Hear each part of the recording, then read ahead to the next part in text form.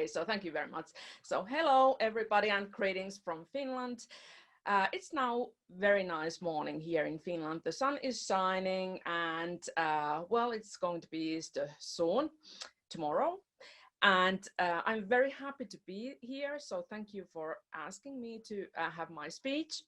And I'm going to speak about my writing process. And I'm going to tell you a little bit more about that. But the title of my presentation is 10 Things That Surprised Me When I Was Writing a Book About the Future of the World.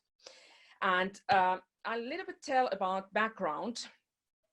I'm a futurist. I have been futurist for maybe 20 years. And my background is actually in engineering. I'm a chemist, but then I'm also a doctor of science in economics. So I did my actually PhD thesis about weak signals. So if you're interested about weak signals, you can find my PhD thesis from internet. It's really downloadable. But then I've been writing very many books, like 11 books. And some of them are about the future. And I've been writing about future of like basics of foresight, how to do the anticipation work and strategy work. And that was the foresight and innovation. Then I've been writing a book about technology trends with my husband, and book about consumer trends, and then book about mega trends, which is my latest book, and it's the biggest book there.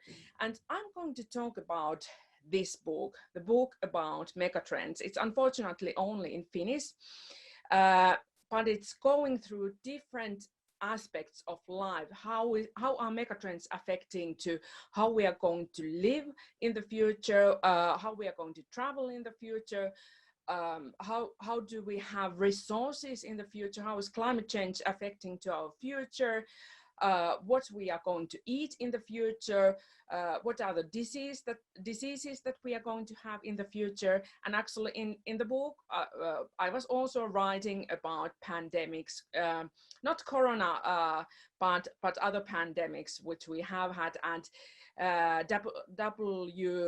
WHO has been talking about this possibility of pandemics. So this is in a way nothing new. But writing the books is actually a big research work. So that is why I'm actually writing book, because for me it's perfect way to do my research.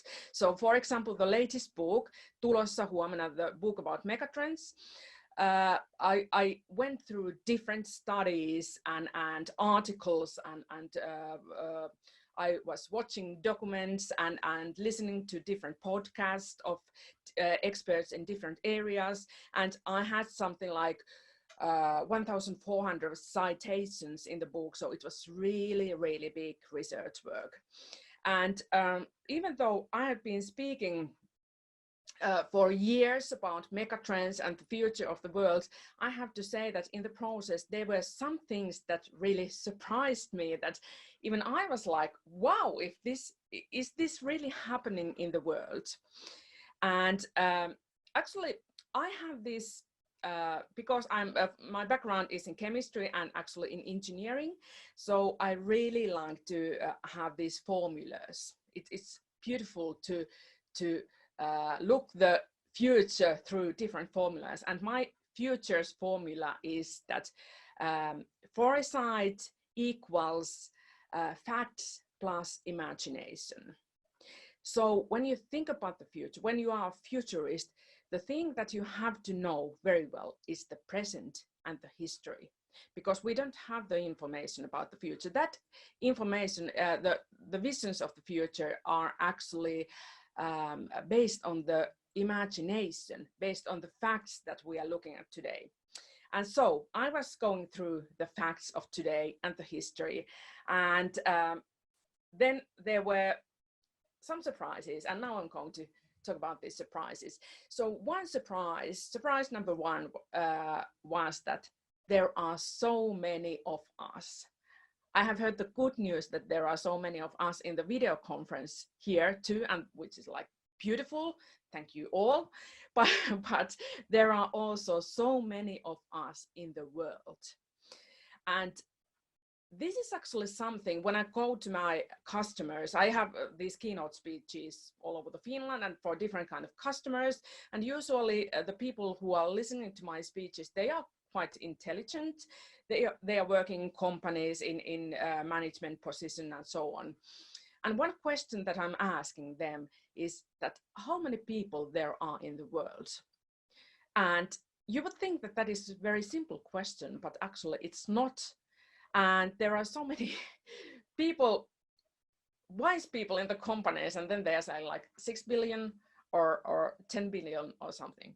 But I'm telling you more about this. But well, there are 7.8 billion people currently in the world. But the thing is that the amount of people, how much the population has grown in the past, that is absolutely amazing amount. I was born in 1971. Usually you can't hear the age of the women, but now you know how old I am. So I'm almost 50 years old. And I was born in 1971, and in the world there were like 3.8 billion people in the world. And now there are 7.8 billion people, as I was telling you. And in my lifetime, in less than 50 years, the amount of people in the world has doubled. And for me, this was something like wow effect. Of course, I know that we are talking very much about the increase of the population, and this is a big challenge for our planet. We have the one planet, and if you think about the last 50 years, the amount of people have doubled. So how we are going to cope with this issue? And then when we think about the future, United Nations is doing this kind of like forecast or scenarios for the future of population, and this is one of they call it the most probable scenario of the future. So if we are having now like 8 billion people, in the future we could have like 11.2 billion people if we think about 2100.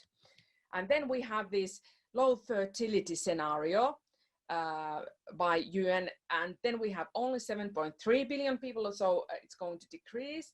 But then we have another scenario which is like, it's a high fertility scenario, and that means there are 16.5 billion people of us in the future.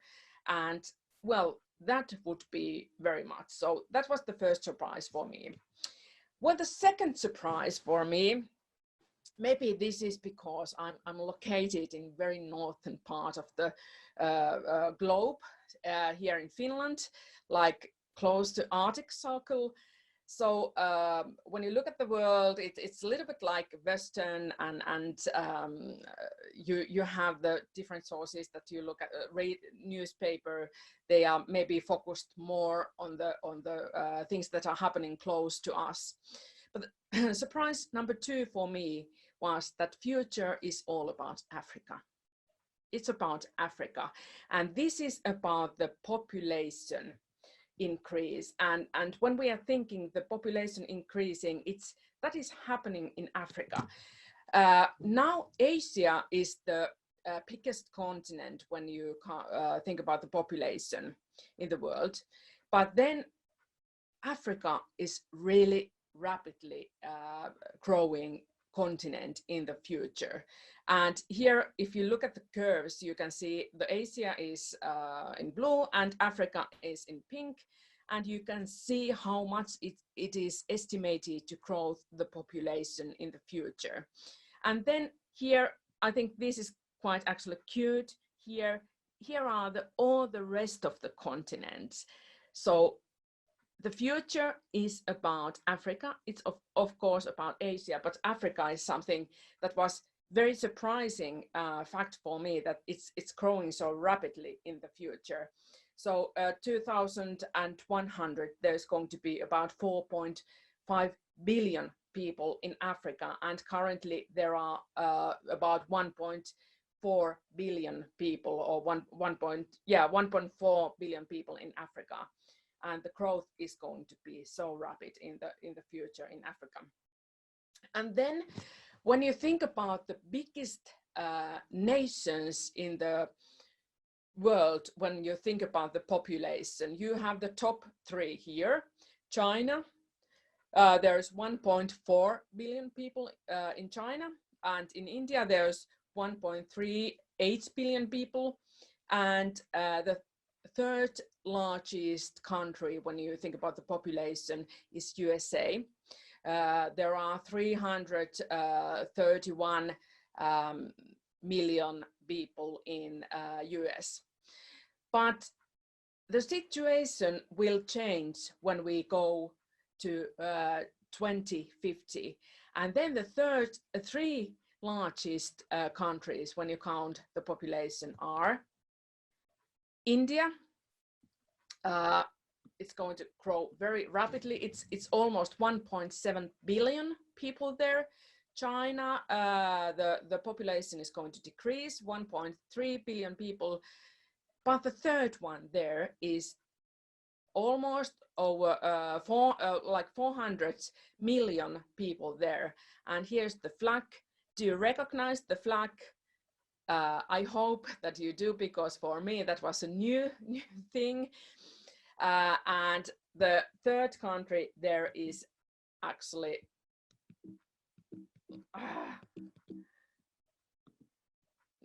sorry. Yeah, I had a little bit technical problems. It's Nigeria.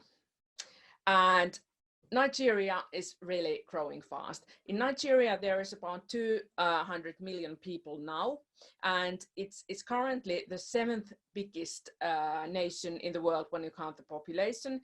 But in 2050, it's going to be the 3rd biggest country, as I said, over 4 million people.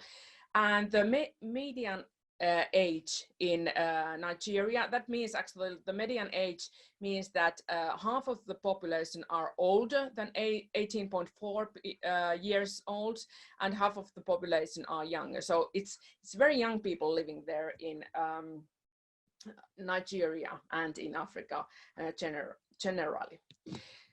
The third surprise for me was it's not the old, but it's the young. The aging of the population is something that I've been talking for ages, for many years. And well, that is true, actually. The world is aging. This is happening. And actually, today we live in the moment that there are more people over 65 years old than people younger than 5 years old. So this is the first time in the total history of mankind that this is happening. But in the future, as you can see, the pink curve and the blue curve, the pink curve is the oldies there, over 65 years old people. So you can see how much the amount of the old people is growing in the future. And then the 1 till 14 years old is going to little bit going downwards the curve, and like not increasing or decreasing that much. But you can see that we are living in 2070-75 when there will be more people over 65 years old than young people, like 0 to 14 years old. So sorry about that. Yeah. So you can see there are nations that are really aging, and actually Finland is one of the nations which is aging, Greece, Italy, and so on. But Japan is of course the country that we are that comes to our mind when we are thinking about the aging of population. And 2050, every 4th Japanese is going to be over 65 years old. And well, this is like news, very big news for the nations, because they are really in a way like trouble, because they are lacking the young workforce and so on. And this is actually what we are talking here in Finland, because the population is aging. Who are the people that are going to take care of these people, and who are the people that are going to work, and so on. But this situation isn't happening all over the world. This is only happening in some parts of the world. The population is aging. And then again, if you look at what is happening in Africa, there are so much young people there. For example, in Nigeria, 50% of the people are from 0 to 14 years old of all the nation. And in India, there are 27% of the people are 0 to 14 years old. And then if you think about India, which I think is a very interesting country too, when you think about the future, is that India is a very young nation. In India, about 50% of the population is under 25 years old. So this is very important to remember when we are talking about the aging of the population. It's happening only in some parts of the world. Of course, in India, people are aging there too, but there are so much young people, and there are so much young people in Africa.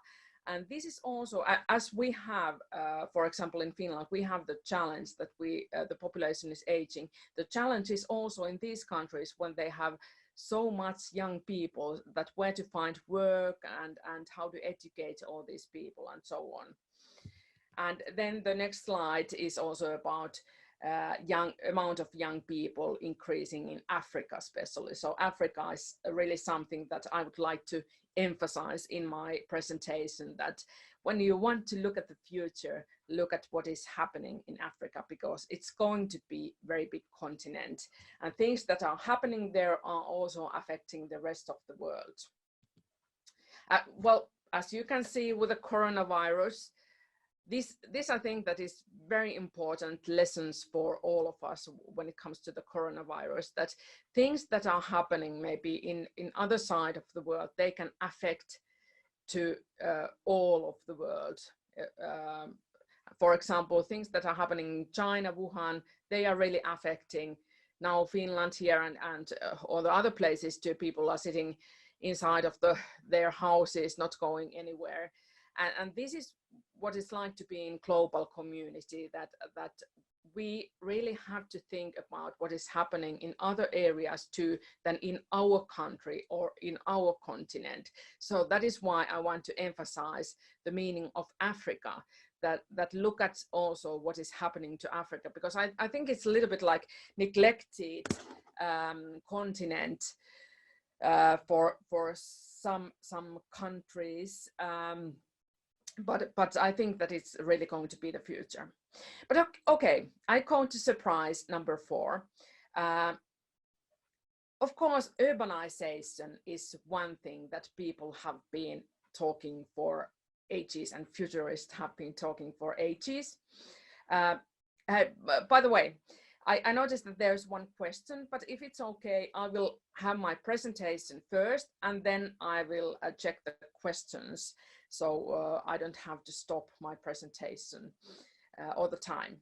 But okay, so urbanization is something that futurists have been talking, and also other people have been talking for many years, and me too. But at one point I was thinking that, okay, what is it with the cities? Why are they so important? Why are people talking about the cities so much? And what I really like is to dig in the numbers. So then I did some research and I started to look at why are they so important. So then I made this picture. So the cities are taking about 3% of the surface area of the world. 50% of the world population, which is like about 4 billion people, are living in cities currently. They are creating 80% of the GDP.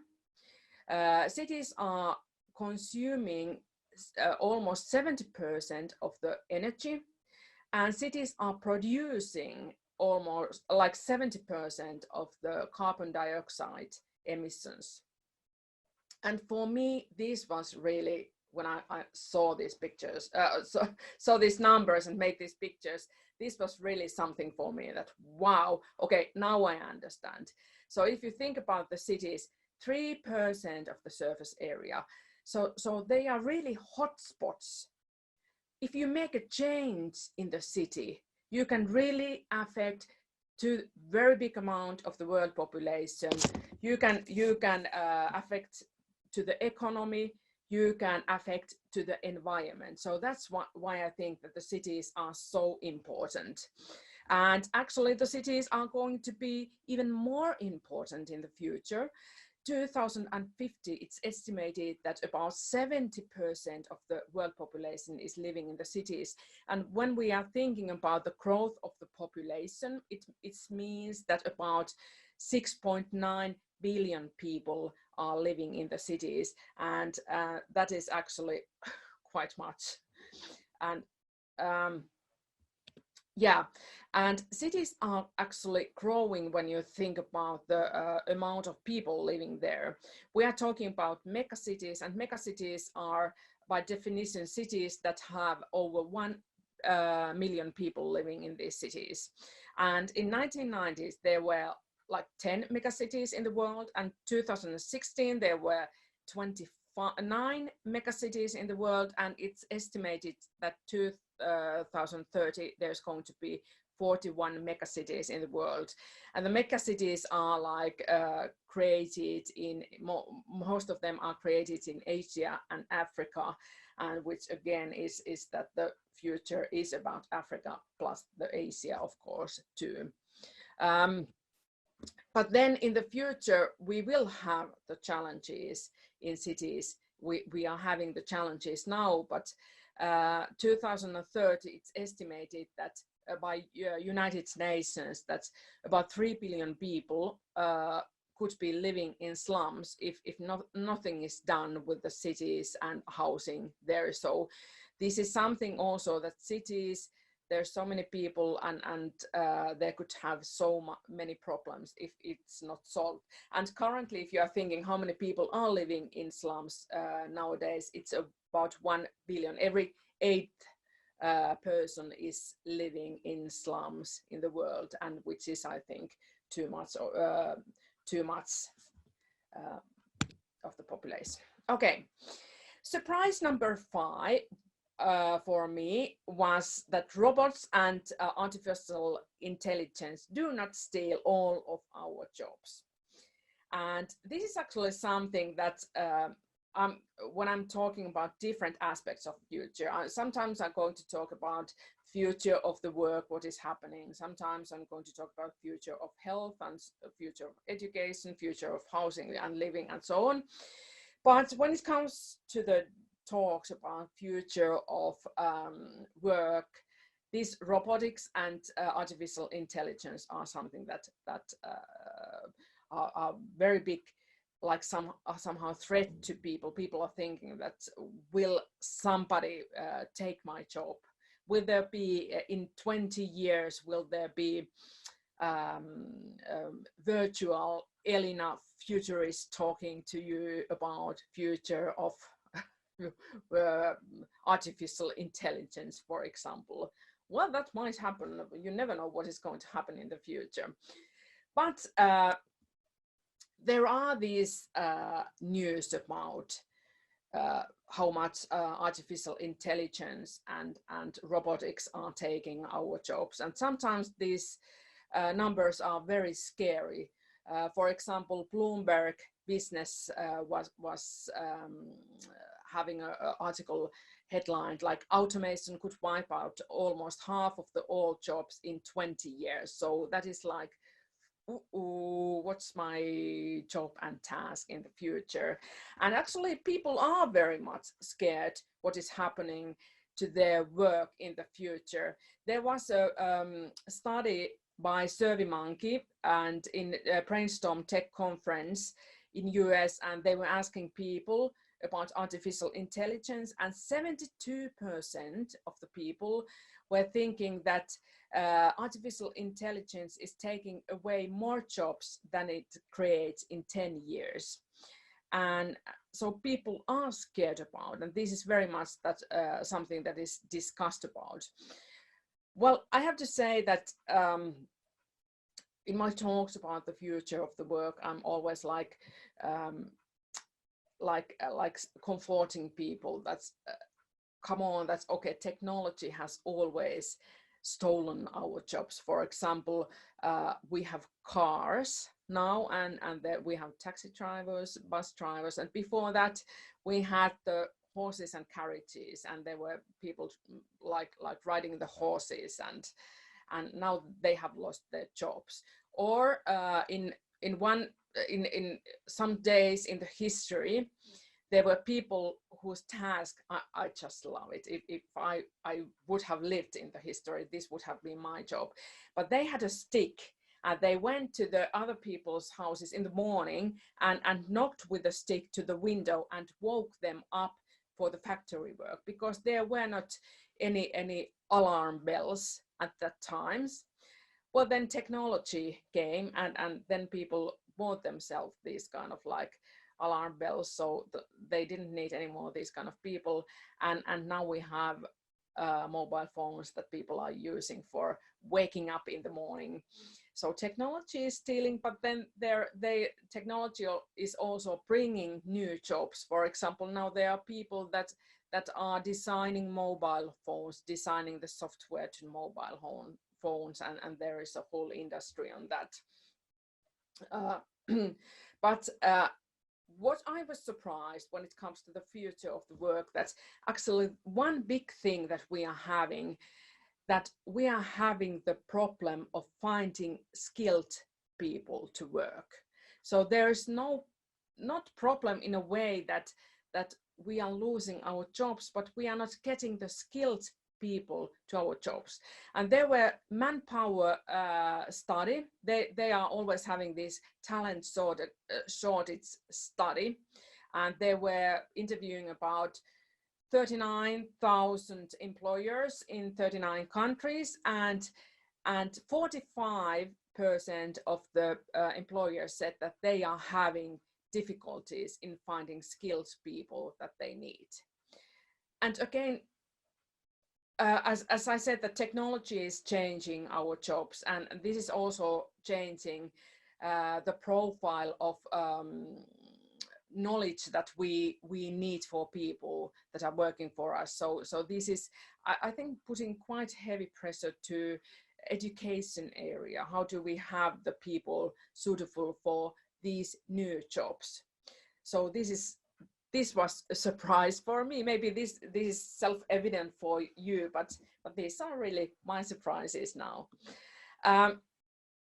Surprise number 6 for me, and especially maybe this is because my background, living here in Finland, and this is quite equal country, I would say. But for me, it was surprised that slavery doesn't belong to the history. And actually, well, I knew that there are modern time slaves, but the amount, how much there are slaves in the current world, that was something very surprising for me. And the number of the slaves in the world in 2016 were like over 40 million people are working as slaves. And people are working as a slave, they are picking fruits, they are working in fish industry, they are working actually in mining. And when you think about the products that have most slave work, they are like computers that we are using because of the mining industry, mining of the raw materials, computers. Then there are, for example, chocolate, which is using very much slaves. And also one surprise for me when we talk about the slaves was one form of slavery, which I've actually, to be honest, I've never thought that it is actually one form of slavery, but it's considered to be one form of slavery, and that's forced marriage.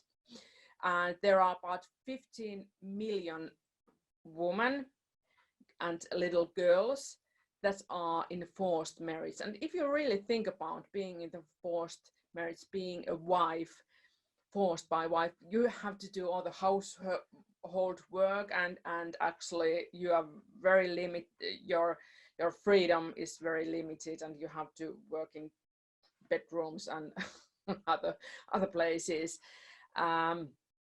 And about 70% of all the slaves in the world are actually female, and then the rest are male, and male are mainly working in the construction area, for example, in the areas that you need like more force, and then women are working in the sex industry, for example, and then also textile industry and fruit picking and so on.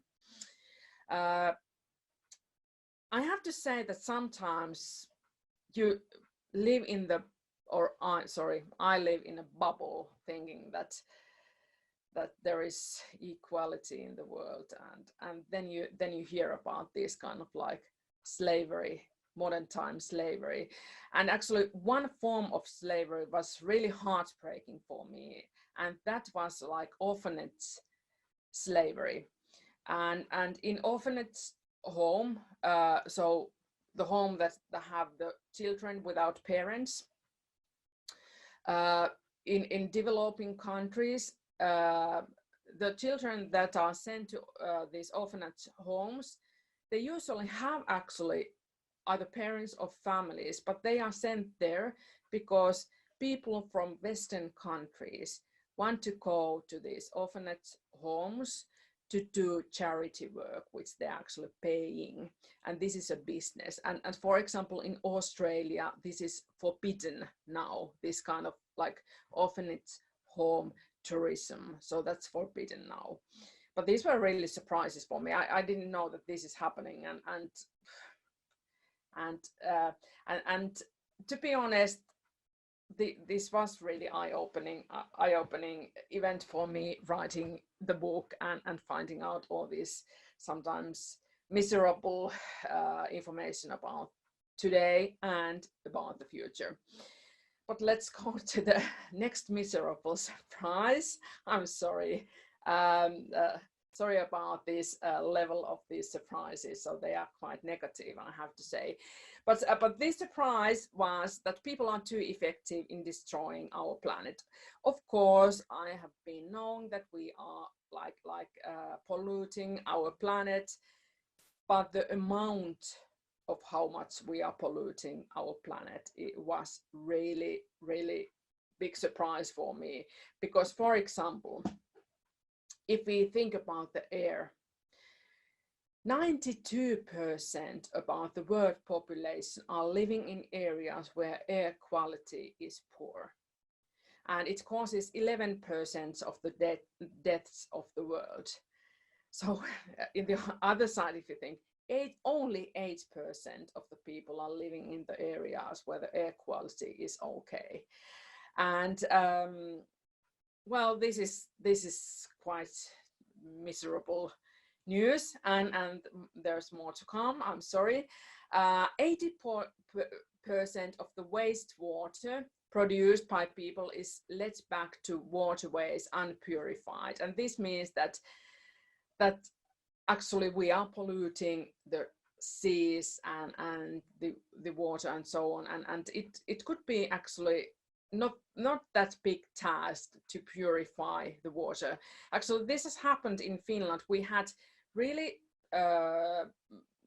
we had lakes that were in really bad condition in 1970s because of big factories letting the water coming out to the lakes. But now they have started to purifying the water, and the lakes are something that you can swim and you can fish now. So people can do if they want to do something.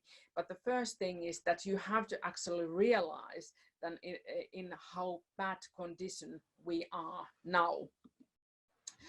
WWF did a study, and the study was about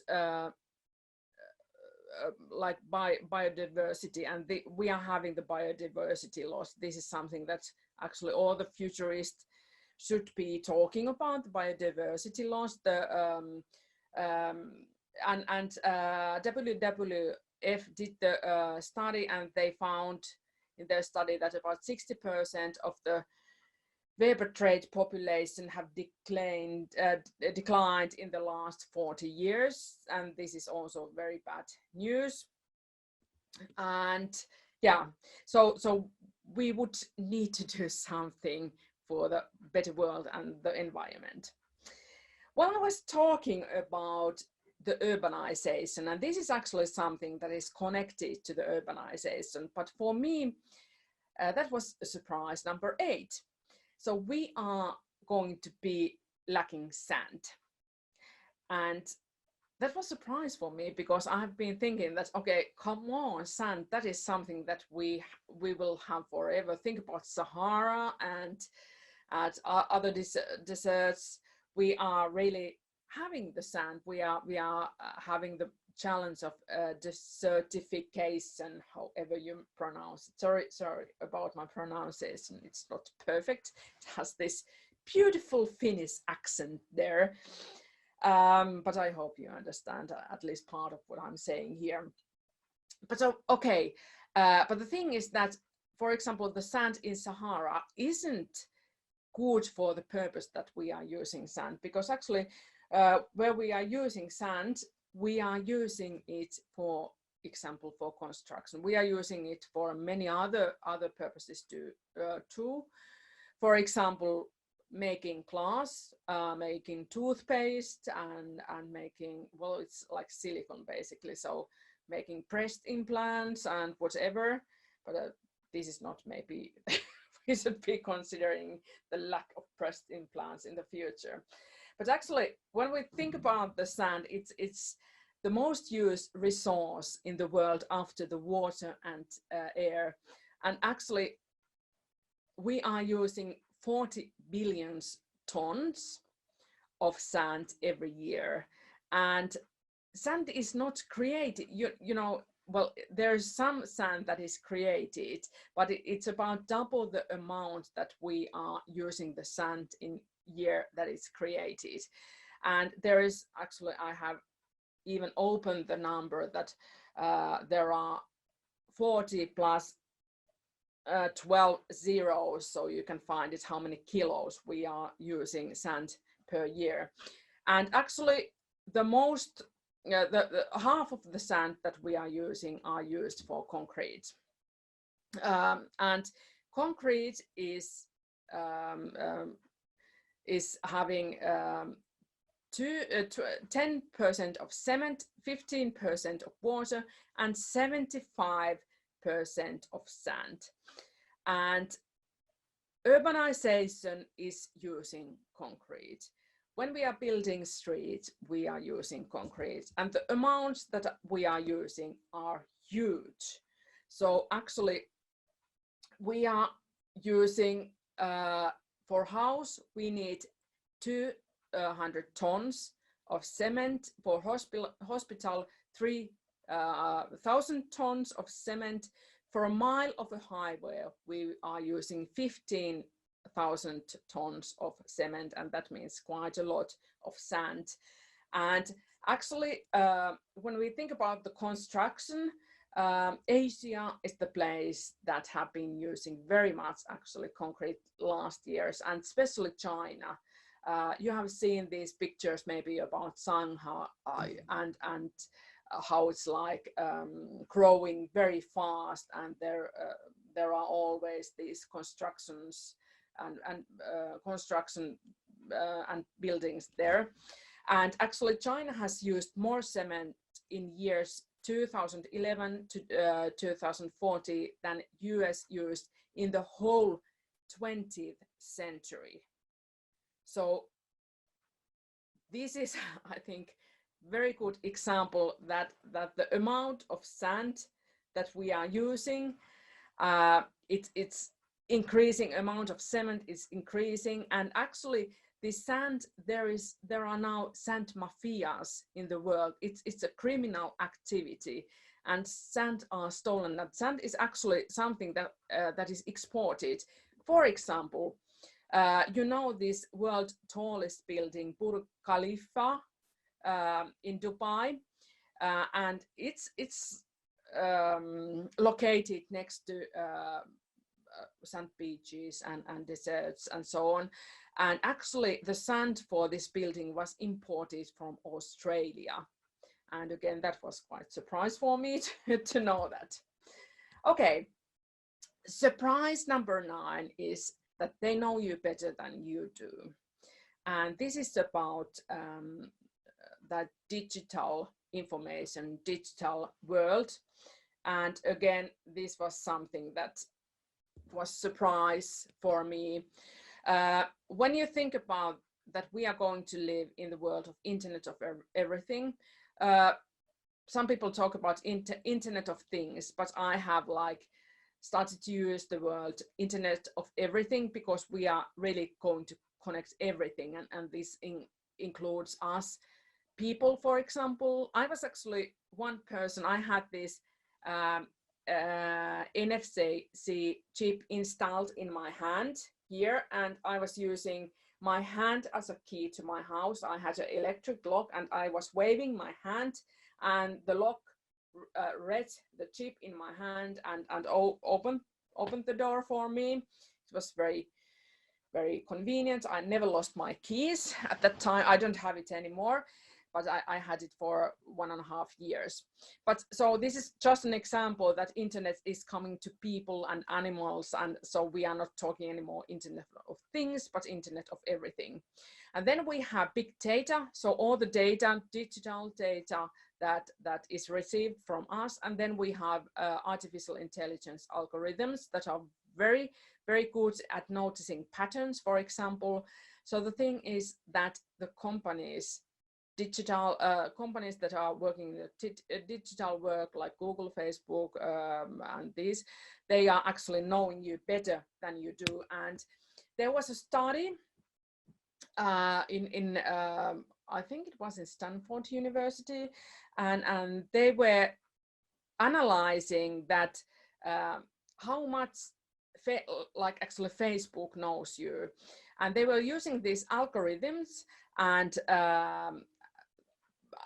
by with these algorithms, they analyzed people's profile, that if, for example, I have put like likes to some of the comments and posts in Facebook, if I had like more like 150 likes, so the algorithm started to know me better than my parents did. And if I had like over 300 likes, the algorithm started to know you as well as your spouse did. And so no matter what you write there, even the likes are something. And even actually, because we have predictive algorithms now, so today it's that even when you post some stuff in Instagram and you are using some filters for your photos, they can actually, by using algorithm, know that if you are going to get depression soon, so the disease depression soon. So that's, I think, quite scary, but this is something that is happening actually now. And people are usually talking about Facebook, how much it's knowing about us, but actually for me the surprise was the Google. That's something really amazing, how much Google knows about us. And in the article in Guardian in 2018, there was a journalist, Dylan Curran, and he was downloading his information from Facebook, and he got like 600 megabytes, which is like equals to 400,000 word documents. And then he downloaded all his information from Google, and Google knew about 5.5 gigabytes had information about Dylan, and this equals about 3 million word documents. So imagine somebody has information about you, about 3 million word document worth of like that amount of information. Where have you been? What are the what are in your calendar, what are the documents that you are sharing and writing in Google Docs, for example, what are the pictures, what you have Googled ever, what you have written to the Google, and so on. And by connecting all this information, they know a lot about you. And this is a good question when we think about, more, at least in Finland, we are living in democracy, which is very good. But if we are going to the world of dictatorship and so on, so how is this digital information used? This is a very big question. And surprise number 10 is it's all about phytoplankton. Yeah, that was for me. It's all about the small things. If you think about the big things that are happening in the world, and you see the big things, you see the population growth and so on.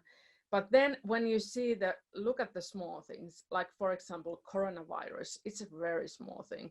And think how much has affected to our world in only a couple of months. The small, tiny, you can even see that.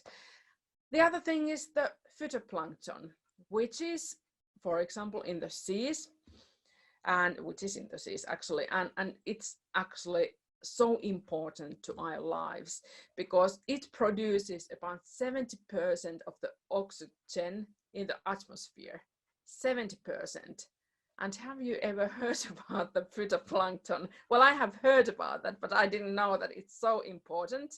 It's also observing, because it's in the sea, it's observing the carbon dioxide from the air. So it's very useful.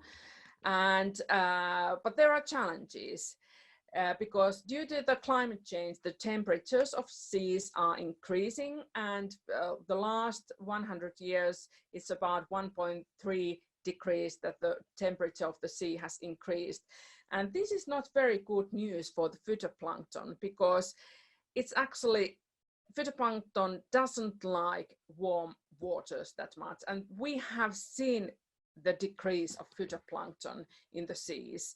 And because of the warming of seas, there are now about 40% less of phytoplankton than in 1950s.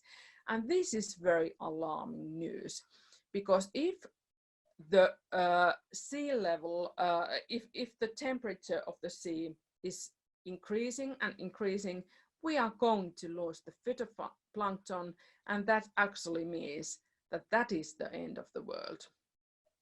And with these positive words, I'm sorry about that, but I want to emphasize that, okay, we are suffering now with the coronavirus, and that's awful. That's totally awful thing that is happening now. But we can't forget the fact that there are also other important things in life that, for example, phytoplankton is.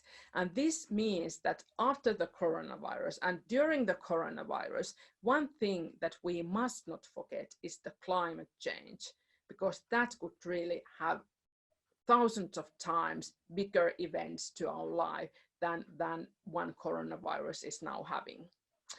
So this was my presentation now, and I noticed that you have some questions here, and I'm going to try to ask the questions. I actually noticed that there are two questions about the same issue, and it's about my chip. And the question is, why did I take the chip out? Well, I did take the chip out because it was actually an experiment. It was a pilot. And actually it started when I was talking with one CEO of one security company. And they were saying that they have these locks that you could actually today have these NFC chips in your hand, and you could open the locks by that. And that is today, it's not even the future. And then I was saying to the CEO that, okay, could we install a chip to my hand? And he was like, oh, okay, do you really want? Yeah. And then we did that. And I had it for 1.5 years, 1.5 years. and it was working okay, no problem in that.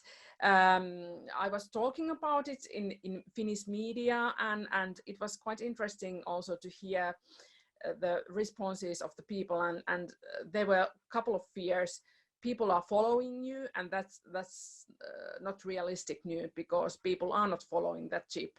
Because if I'm just like using the chip close to the machine, then it's like registering the chip there. It's not sending any signal because it doesn't have any battery. People are following you when you have your mobile phone. That could be like tracked, but not this chip. And then the other thing was the religious. And because religious people, like Christian religious people, think that it's the number of the beast. So this is a mark from the beast, from the devil. And to be honest, it's not. But these were not the reasons that I took it off. I took it off because this CEO of the company left the company. Then later on, and then we have like he had promised that I can use a proper doctor to take off the chip when he's there, and then I used a proper doctor. I didn't take it out myself. I went to the proper doctor who operated this chip out of my hand. But that was a nice experience. Yeah. And hey, rest of the questions, if you have these questions, you can always email me. My email is Elina. Okay, I'm chatting it here.